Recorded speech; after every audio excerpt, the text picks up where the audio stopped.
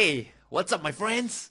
So my name is Rainer, and in this week's video post, I'll be sharing with you on how you're supposed to place your stop loss in the markets, right? Without being stopped out unnecessarily. So how I'll go about doing it is, I'll show you a very typical support and resistance setup, right? I'll show you where it's a logical place to put your stops. And I'll also share with you a very typical dynamic support and resistance trade. And lastly, we'll talk about if you are trading chart patterns, all right, where is a logical place to place your stops as well. So all this and more in this week's video post. I'll see you there.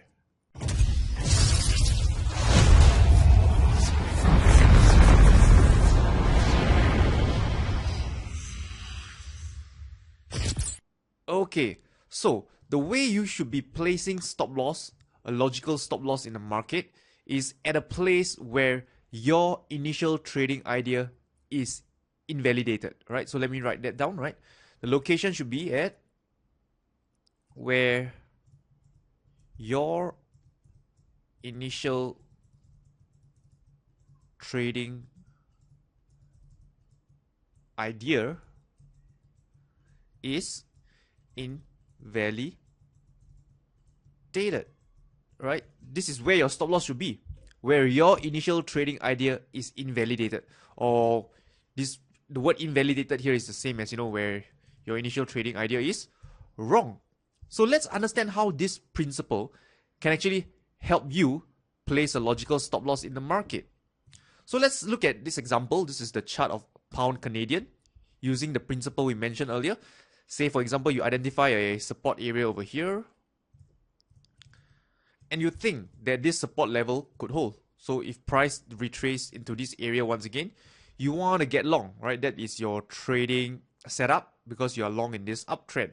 So now the question is, where should you be placing your stops if you are going long into this support area?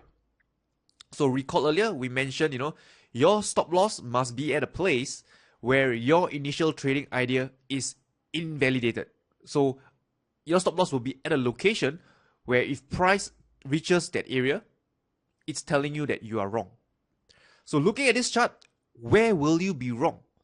So needless to say, you can see that this is the support area. So let me change color. So if you ask me, the logical area where you should be at a bare minimum placing your stops is somewhere around here, right? At least around here. Because if price, right, does trade lower, right, and eventually touches your stop, which is at this blue zone over here, chances are on the chart, it's very clear that your support, the support that you have highlighted out over here, is broken. Are you with me? So if your support is broken, it's telling you that your initial trade idea is invalidated because you were long in the first place because price was coming into an area of support. So if your support is breached, it's broken by this amount of margin, it's telling you that clearly, your trading idea is invalidated and you should be getting out of the trade. So this is one example on how you can actually go about, using the principle I mentioned earlier to place your stop loss. So let's look at another example. Let's say, for example, you are not using the classical support and resistance. This time around, you are trading a dynamic resistance. You notice that this red line over here is currently acting as dynamic resistance. So you decided to say, for example, you got short over here because, price retested the red line, which is the 20 EMA, and you got short. So where should your stop loss be once again? Again, using the same principle, your stop loss should be an area where your initial trade idea is invalidated. So what is your trading idea in this chart, in this time frame? Your initial trading idea is that the 20 period moving average will act as a dynamic resistance. So it makes sense that if the 20 period moving average is broken, it's breached, right? It makes sense that you are wrong and you should get out of the trade. So say, for example, the trade went in your favor and it makes sense to place your stop loss. Let's change it to the blue color somewhere here. Because if price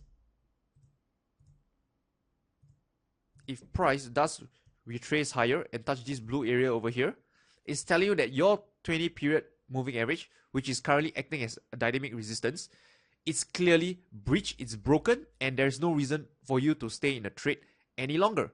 So again, right, we have used the same principle, all right? Your stop loss should be at a place where if it is triggered, it is telling you that your initial trade idea is wrong. So last but not least, let's look at a final trading example. Let's say, for example, you're not trading the typical support and resistance or the dynamic support and resistance, but rather you are trading, say, a head and shoulders pattern. So on this chart, we can identify this is the left shoulder, this is the head, this is the right shoulder, and this is the neckline. Say, for example, you are wanting to trade this head and shoulders pattern. You traded the breakout towards the downside over here. So now, where should your stop loss be? Again, we go back to the first principle. Your stop loss should be at a location where your initial trading idea is invalidated. So where is this location for this head and shoulders pattern? Well, we have actually two options down here. The first option, it really depends on how you define it. If you say that, if price does retrace and trades back towards this blue area here, chances are the head and shoulders pattern would probably looks very distorted, right? Say if price retrace higher all the way up, chances are your head and shoulders pattern is pretty much distorted and there's no reason for you to stay in a trade any longer. But then again, right, some may argue, oh, Rainer, it could be a complex head and shoulders forming up. Well, fair enough. If you are thinking along that lines, then your stop loss, right, your stop loss can possibly go above the head over here. Your stop loss should go above here. Because if the price does retrace all the way back up, taking out this previous swing high over here, clearly we can all now both agree that the head and shoulder pattern is clearly invalidated. So again, this is how you would go about placing stop loss in the market. You don't place stop loss in the market based on some arbitrary number like 1%, 2% price move against you or a dollar amount that you're prepared to lose, because the market does not care how much you're prepared to lose, right? The market is based on structure. So you always want to place your stop loss at a location where your initial trading idea tells you that you are wrong. This is the most objective way, and if you ask me, the best way to place stop loss in the market. Because when you do place your stop loss at an area whereby, if price tells you that you are wrong, then, it makes it very easy to just cut off the trade, because very clearly that price is telling you that, your trading idea is wrong already and it's time to get out right now. So let's do a recap, right? Mainly, right, stop loss, I would advise placing it at a location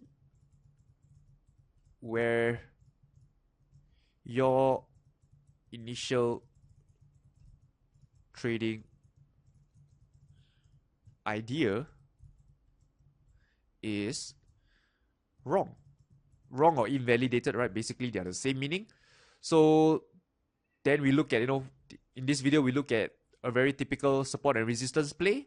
We look at a dynamic resistance setup as well. And last but not least, we covered this head and shoulders pattern, right? On where you should put your stop loss so that this pattern is invalidated. So I hope you enjoyed this week's video post. If there's anything, feel free to let me know, right? You can leave in the comment section below. With that, I wish you all good luck and good trading. I'll talk to you soon.